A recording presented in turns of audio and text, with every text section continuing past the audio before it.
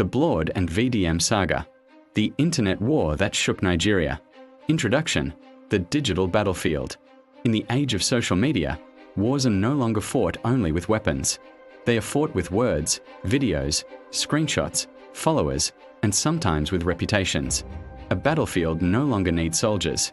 It needs smartphones, internet access, and an audience. In the digital age, attention is power. Whoever controls attention controls the narrative. This is the story of two powerful forces in Nigeria's online space. On one side stood a confident, wealthy, controversial businessman, a man who turned the internet into a marketplace. He built influence through business, branding, and bold displays of success. On the other side stood a loud, fearless, relentless activist, a man who used his voice as a weapon. He built influence by questioning power and confronting authority. One built an empire online. The other built a movement online. When their worlds collided, Nigeria watched. This is the story of Linus Williams and Martins Vincent Otse, better known as B-Lord and Very Dark Man. This is not just a story about two men. It is a story about power, influence, money, truth, loyalty, and the dangerous power of the internet. Because in today's world, a single video can destroy a business. An accusation can spark outrage. A post can reshape public opinion overnight. And sometimes, facts move slowly, but controversy moves fast. Millions of people can watch a conflict unfold in real time. Comment sections become battlefields. Followers become soldiers. And opinions become weapons. In this new digital era, reputation is currency. Once damaged, it is never the same again. This is the story of a feud that captured attention across Nigeria. A saga blurring lines between truth and performance, activism and influence, business and controversy. And like many internet wars, it began with a few words, videos, and a spark that quickly turned into a digital wildfire.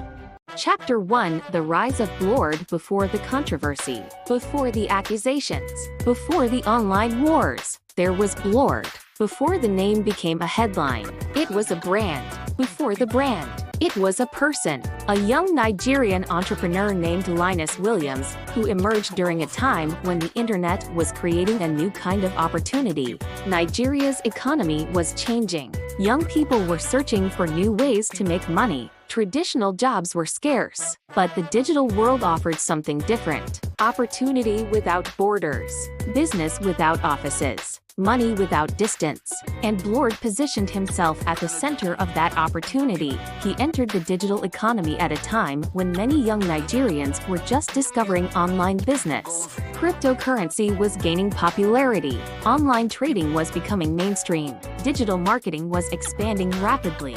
To many observers, Blord appeared to understand this new world. Crypto, gadgets, online trading, business promotions, luxury lifestyle. His platforms showcased success, or at least the image of it.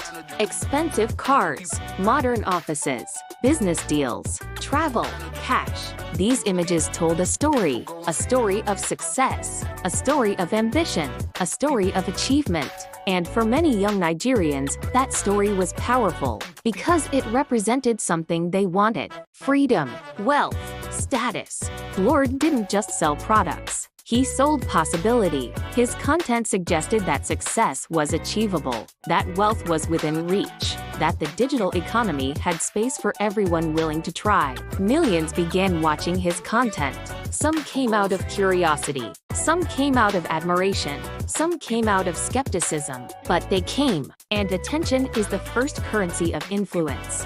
As his following grew, so did his visibility. His name began circulating in online business communities. His videos spread across social media platforms. His brand became recognizable. For supporters, Blord represented success in a modern Nigerian economy. He was seen as proof that digital business could work, proof that young entrepreneurs could rise, proof that the internet could change lives. For critics, however, questions remained.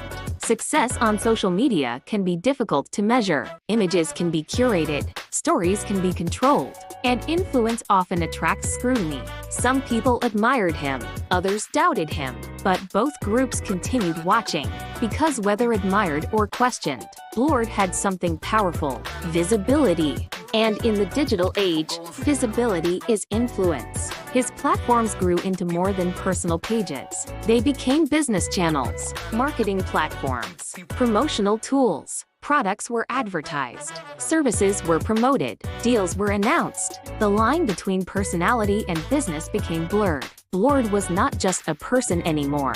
He was a brand, a symbol of digital entrepreneurship, a symbol of internet success, and symbols attract attention. As the brand grew, so did the audience. Followers multiplied, engagement increased, recognition spread. Young entrepreneurs mentioned his name. Online discussions referenced his business. His influence expanded beyond his immediate audience. But influence is never neutral. It creates supporters, and it creates critics. Some saw inspiration, others saw controversy. Some saw opportunity, others saw risk. But one thing was certain, Blord had influence. And influence always brings attention. Sometimes positive, sometimes negative, sometimes curious, sometimes suspicious. Because in the digital world, the higher you rise, the more visible you become. And visibility comes with a price. Every post is watched, every statement is analyzed, every success is questioned.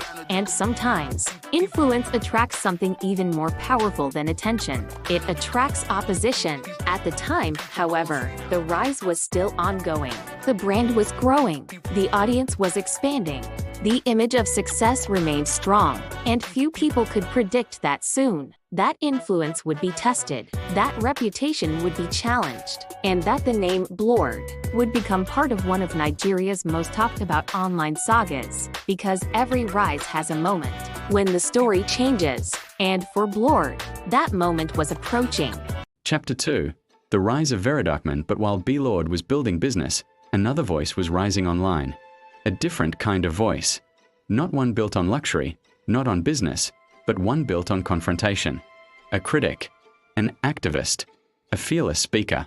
His name was Martins Vincent Otse, but online, he was known by another name, Very Dark Man. Before the fame, before the controversy, he was just another voice on the internet. Another content creator, trying to be heard. But Very Dark Man was not trying to entertain. He was trying to expose. While others posted comedy, he posted criticism. While others chased trends, he chased controversy.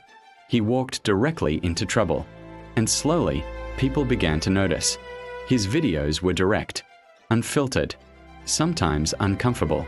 He spoke with intensity, with emotion, with urgency.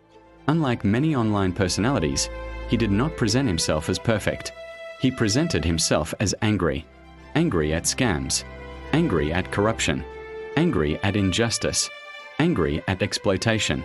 And that anger connected with people. Many Nigerians shared the same frustrations. They had seen scams. They had experienced hardship, lost money, lost opportunities. And here was someone speaking about it, loudly. Very Dark Man became known for calling people out. Celebrities, influencers, businesses, scammers. Sometimes he named names. Sometimes he showed screenshots. Sometimes he made direct accusations. And every time he spoke, people watched. At first, it was a small audience. But on the internet, growth can be sudden. One viral video can change everything. One trending topic can bring thousands of new viewers. And slowly, his following began to grow. More views, more shares, more comments. Some people admired his courage. Others criticized his methods. Some called him brave. Others called him reckless. But regardless of opinion, people listened. Because Very Dark Man represented something powerful. A voice that refused to stay silent. In a society where many felt powerless, he sounded powerful. In a system where many felt ignored, he sounded heard. And that gave him influence. But influence online is different from influence offline. Online influence depends on attention. And attention often comes from controversy. The more he spoke, the more attention he received. The more attention he received, the more his platform grew. And soon, his followers began to form an identity. They called themselves Rattles. Not just followers, not just viewers, but supporters. A loyal digital army. They defended him in comment sections. They shared his videos. They supported his arguments. They amplified his voice. And in the digital world, an audience can become a force that protects, a force that attacks, a force that influences public opinion. The Radals became known for their loyalty. If Very Dark Man spoke, they responded. If he accused, they reacted. If he confronted, they supported. Together, they formed something larger than an individual. A movement built on confrontation. A movement built on exposure. A movement built on the belief that powerful people should be questioned. And as that movement grew, so did its reach. More people heard his name.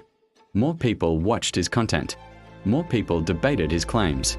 Some supported him passionately. Others opposed him strongly. But either way, Very Dark Man was no longer just a content creator. He was becoming an online force. And forces eventually collide. Because the internet is a crowded space. Influencers share attention. Businesses compete for visibility. Voices overlap.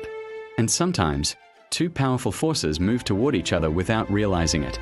On one side, a businessman building influence through success. On the other, an activist building influence through confrontation. Two different paths, two different methods, two different visions of power.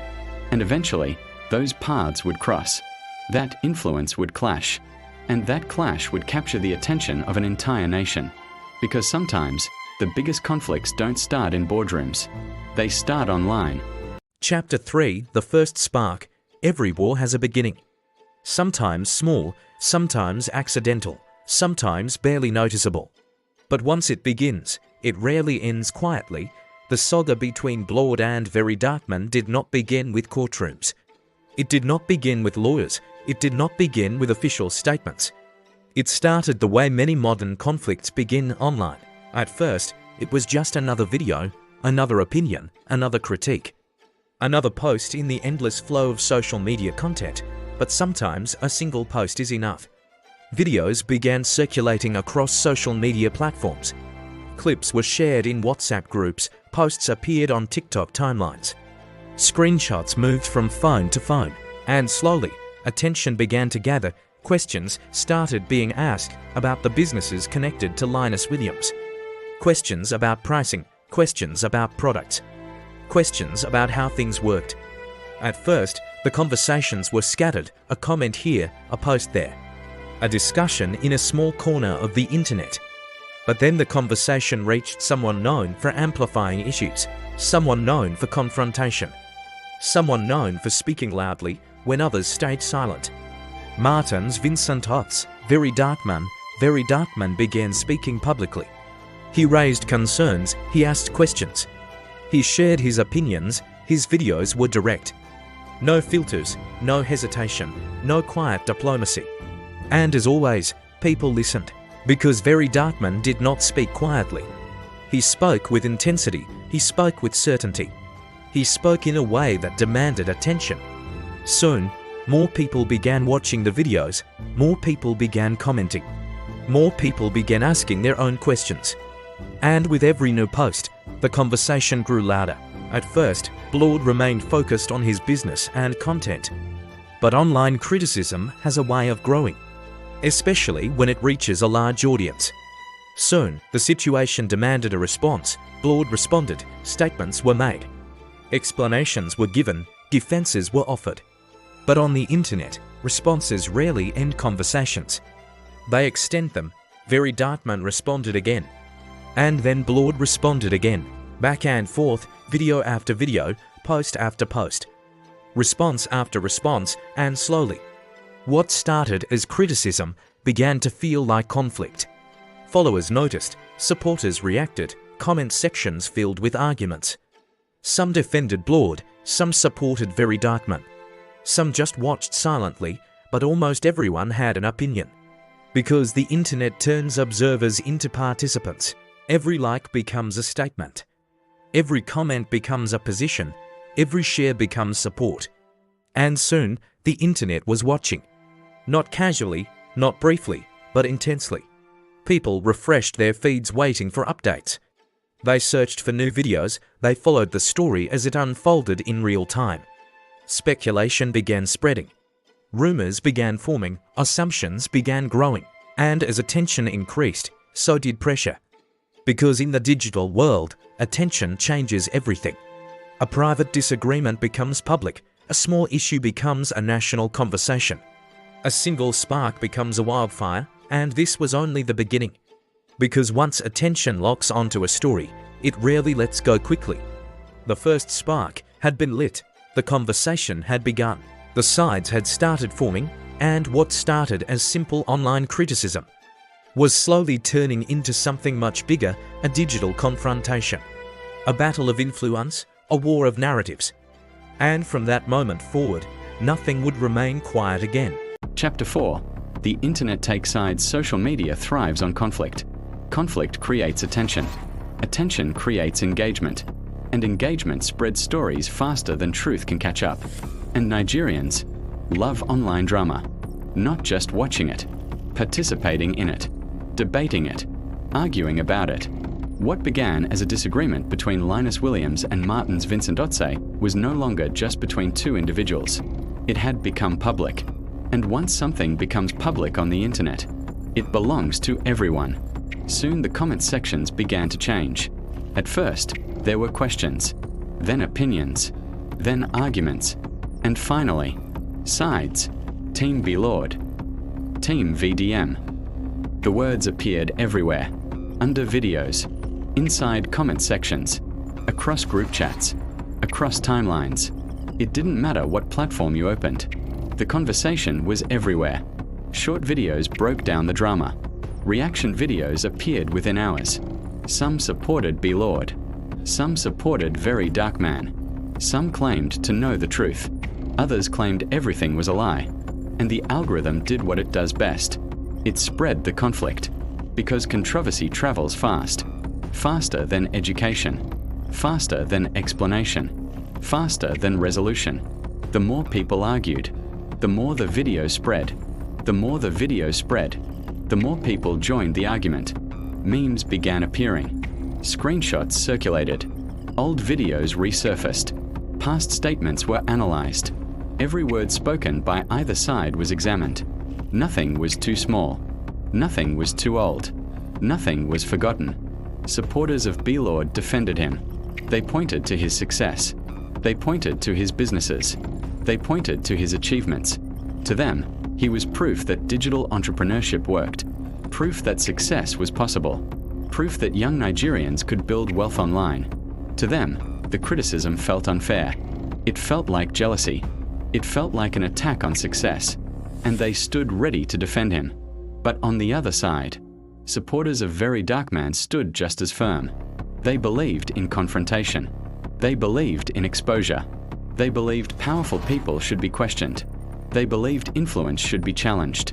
To them, Very Dark Man was doing what others were afraid to do. Speaking up, asking questions, demanding answers. And they supported him loudly. The comment sections became battlegrounds. Arguments stretched for hundreds of replies. Strangers insulted strangers. Friends debated friends. Everyone had an opinion. Everyone had a theory. Everyone had a side. Neutrality became rare. Because the internet encourages division. It turns complex stories into simple choices. Right or wrong. Truth or lies. Hero or villain. But real stories are rarely that simple. Still, the internet prefers simplicity. And so the sides hardened. Team B Lord. Team VDM. Videos went viral overnight. A single clip could reach thousands within minutes. Hundreds of thousands within hours. Millions within days. And with every viral post, the conflict grew larger. Because attention feeds conflict. And conflict feeds attention. It became impossible to ignore. Even people who didn't follow either man began hearing their names. In conversations. In workplaces. In schools. In markets. Online drama had become national conversation. And what was once a disagreement was now something else entirely. Fans defended their heroes. Enemies attacked their rivals. Rumors spread faster than confirmations. Opinions spread faster than facts. And emotions spread faster than logic. This was no longer a disagreement. It was no longer just criticism. It was no longer just responses and reactions. It had become something bigger, something louder, something unstoppable. A digital war. A war fought with posts. A war fought with videos. A war fought with influence. And once a war begins online, it rarely stays contained, because the internet never sleeps, and neither did the conflict. Every day brought new reactions. Every night brought new arguments. Every post brought new tension. And the deeper the internet became involved, the harder it became to turn back. Because now, too many people were watching. Too many people were invested. Too many people had chosen sides. And when the internet chooses sides, the story is only just beginning. Chapter 5: The Escalation. Then things got worse. What began as criticism? What began as responses? What began as online disagreement? Slowly turned into confrontation, and confrontation turned into escalation. The exchanges between Linus Williams and Martin's Vincent Otts became more intense. Videos became longer. Responses became sharper. The tone became more personal. The focus was no longer just about business. It was about reputation. Because in the digital world, reputation is everything. And once reputation is challenged, the stakes become higher. Accusations intensified. Each side defended their position. Each side challenged the other. Each side tried to control the narrative. Supporters watched closely. Critics watched even closer. Every new video was analyzed. Every statement was dissected. Every word mattered. Because the audience had grown, and the bigger the audience, the bigger the pressure. Soon, the tone of the exchanges began to change. What once sounded like criticism started sounding personal. Insults appeared, mockery followed, sarcasm replaced diplomacy, and the conflict became emotional, because online conflicts rarely stay logical for long. Emotion spreads faster than reason, and anger spreads faster than both.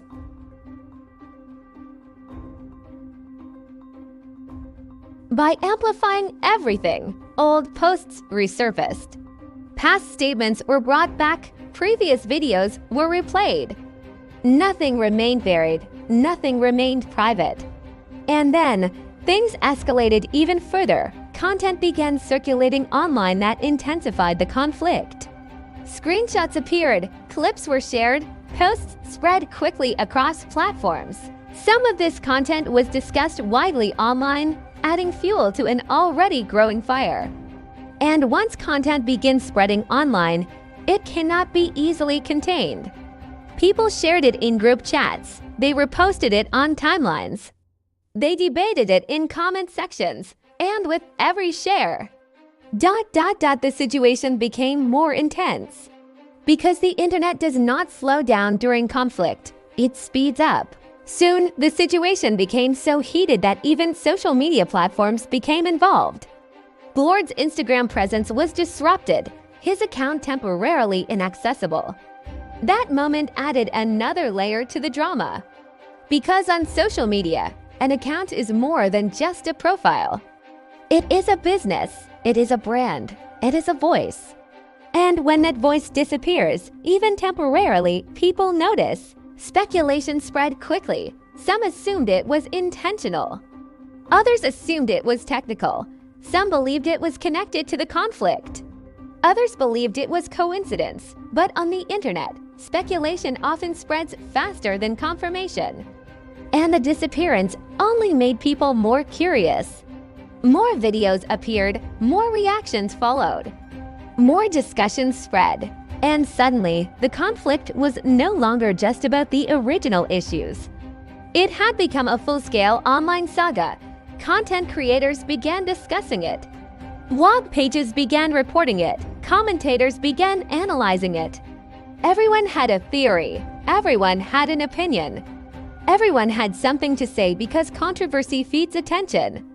And attention feeds influence. The more dramatic the story became, the more people watched. The more people watched, the more the story spread. And the more the story spread, the harder it became to stop. Because online conflicts develop their own momentum. Even if the original participants slow down, the audience continues. They speculate, they debate, they argue, they choose sides. And by this point, the Blord and Very Darkman saga had grown far beyond the two individuals involved. It had become a public spectacle, a national conversation, a digital storm. And like most storms, it showed no sign of ending soon. Because once escalation begins, it rarely stops on its own. It either burns out slowly or explodes into something even bigger. And in this case, something even bigger was coming.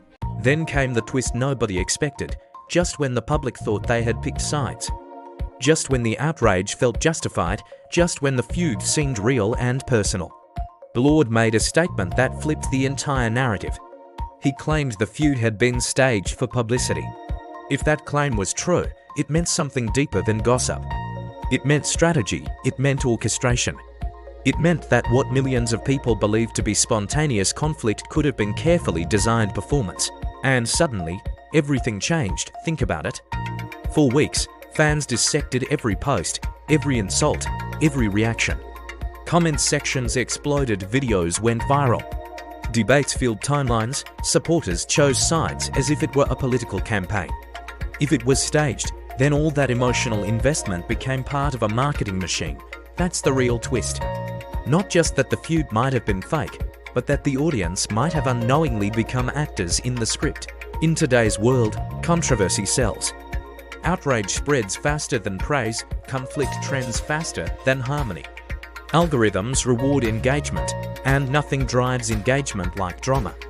If this feud was orchestrated, it would not be the first time public figures used conflict as fuel. Manufactured tension has become a promotional tool in entertainment, business, and influencer culture. The formula is simple: create tension. Spark division, let the public amplify it. Reveal a twist. By the time the truth surfaces, visibility has already multiplied. But here's the uncomfortable question: at what cost? This is where things get personal. If the feud was staged, then the anger many people felt wasn't rooted in reality. It was triggered by performance. Fans defended their favorite personality passionately. Some attacked the other side aggressively. Friendships may have been strained over debates. Reputations were questioned, and if it was all scripted. That means the emotional reactions were real. Even if the conflict wasn't, manipulation doesn't require false emotion. It only requires misdirection. The outrage may have been genuine. The war may have been theatrical. That combination is powerful. Why did so many people believe it? Because authenticity online feels immediate. When someone posts in real time, it appears raw and unfiltered. Screenshots feel like evidence. Live videos feel transparent. But social media is a stage. And some people understand performance better than the audience understands perception. When the twist emerged, it forced fans to question something deeper than the feud. Can we trust what we see online? That question lingers. Of course, another possibility exists. Was the staged claim itself strategic? Sometimes, when backlash grows too intense, calling something publicity can soften reputational damage. It reframes aggression as business. It converts chaos into cleverness. So which is it? A master plan from the beginning, or a narrative pivot when things escalated? That uncertainty is part of what keeps the story alive. Here's the bigger takeaway. Whether staged or spontaneous, the incident exposed something about modern influence. Attention is currency, conflict generates attention. And audiences often supply the energy that makes the machine run. If the feud was engineered, it reveals calculated understanding of digital psychology. If it wasn't, it shows how quickly real conflict can spiral into viral spectacle. Either way, the public played a role. Once doubt enters the story, it never fully leaves. Every future controversy becomes suspect. Every dramatic exchange feels potentially strategic. Every beef carries the question, is this real? And that skepticism changes how audiences engage. Trust, once shaken, doesn't easily return. That's the most powerful part of the twist. Not certainty, confusion. Some fans felt betrayed. Some admired the marketing brilliance. Some refused to believe it was staged at all. The lines between reality and performance blurred. And in that blur, one truth stood out. In the age of viral culture, perception can be shaped as easily as narrative. Was the war fake? Maybe. Was the outrage real? Absolutely. And that's what makes this twist so compelling. Because even if the script was written behind the scenes, the emotions it triggered were not. The real power wasn't just in the feud, it was in the reaction. And once you understand that, you start watching every online drama a little differently. This wasn't just gossip. This wasn't just drama. It was a case study. A live demonstration of how the modern world really works, because today, influence is currency. Attention is power, controversy is marketing. And the internet acts as judge, jury, and executioner. In the past, power was measured in land, factories, or political office. Now, it's measured in followers, engagement, visibility. The person who controls attention controls narrative. And the person who controls narrative controls perception. Perception shapes reputation. Reputation shapes opportunity. Opportunity shapes wealth. That's the chain. So when a feud trends online, it's not just entertainment. It's economics in motion. The internet runs on attention. Algorithms don't reward truth. They reward engagement. The more people comment, argue, share, and react, the more visibility something gets. And once something goes viral, it becomes bigger than the original issue. That's why controversy spreads faster than calm discussion. Conflict activates emotion. Emotion drives clicks. Clicks drive reach. If you understand this, you understand why drama keeps appearing online. It works. What this saga revealed is uncomfortable but clear. Sometimes conflict is not accidental. Sometimes it's strategic. A well-timed feud can revive relevance, increase followers, boost brand awareness, redirect public focus, drive traffic to businesses. Even negative publicity can become profitable if managed correctly. That's the twist of modern marketing. Outrage can be monetized. But here's the deeper layer. The public often doesn't realize they're participating in a campaign. In traditional systems, gatekeepers decided success, media houses, political institutions, corporate boards. Now, public opinion can elevate or destroy someone in days. A trending hashtag can build a brand, a viral accusation can end one. There is no waiting period, no long investigation cycle. The timeline moves at the speed of emotion. And once the internet forms an opinion, reversing it is difficult. That's real power. But it's unstable power. What makes this saga important is that it exposes something fragile. Many people believe they are simply observers online, but they are participants. Every share fuels the fire. Every comment increases reach. Every argument boosts visibility. You may think you're reacting, but in many cases, you're amplifying. The crowd decides who trends, the trend decides who profits, and the profit decides who wins. There's another layer people overlook. Online drama feeds on emotion, anger, loyalty, betrayal, excitement. These emotions feel personal, but to the system, they are metrics. Engagement rates, impressions, conversion funnels. When emotion becomes data, the line between authenticity and strategy gets blurred. That's why this saga matters. It forces people to ask, are we consuming content? Or are we being consumed by it? This chapter isn't about one feud. It's about digital literacy. In a world where controversy can be engineered, you must learn to pause before reacting. Ask, who benefits from this outrage? What is being promoted indirectly? Is this conflict organic or optimized? If you don't question it, you become predictable. And predictable audiences are easy to manipulate. We are living in an era where influence competes with authority. Viral moments compete with credentials, attention competes with integrity. And often, attention wins, but attention is temporary. Reputation built on substance lasts longer than fame built on spectacle. Even if you're not involved in public drama, this affects you. Because the same principles apply to politics, business, entertainment, social movements. The internet shapes narratives that shape real-world outcomes. If you understand how attention works, you protect yourself from being emotionally steered. If you don't, you risk being moved by forces you don't even see. This saga wasn't random noise, it was a mirror. A glimpse into a world where influence is traded like money. Controversy is packaged like a product, And public opinion is a weapon or a shield. The internet doesn't just reflect reality anymore. It manufactures it, and the ones who understand that are usually the ones who win.